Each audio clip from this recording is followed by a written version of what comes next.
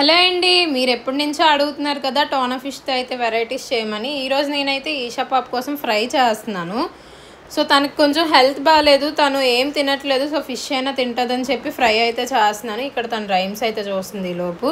ఇంకా మా విశ్వగడ్ మమ్మీ నాకు లేదా అన్నట్టు చూస్తున్నాడు. అది మనం ఫ్రై చేసినప్పుడు సిమ్లో అయితే పెట్టుకోవాలి స్టవ్ని. అక్కడ చూసారు కదా వైట్గా వస్తుంది, అది మనం ఫ్రై చేసినప్పుడు వైట్గా అయితే వస్తుంది టోనా ఫిష్ నుంచి. ఈషాకి హెల్త్ బాగాలేదని చెప్పాను కదా, చూసారు కదా ఎలా ఉందో. సో తను చేప అయితే ఇష్టంగా తింటుంది, అందుకని చేప అయితే ఫ్రై చేస్తున్నాను. సో అది కూడా ఎక్కువ తింటుందో తిందో తెలియదు, ఇప్పుడు హెల్త్ బాగాలేదు కాబట్టి. చాలా అంటే చాలా ఇష్టంగా తింటుంది. చూడండి ఎంత యాక్టివ్గా ఉంటుందో హెల్త్ బాగోకపోయినా. అమ్మ వేడిగా ఉంది అంటే ఊదుతుంది ఫుఫ్ ఫుఫ్ అని.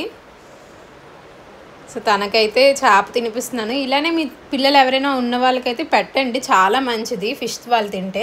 వాళ్ళు అన్నం తినకపోయినా పర్వాలేదు, ఫిష్ తింటే వాళ్ళకి కడుపు నిండుతుంది, మంచిగా కూడా ఉంటారు.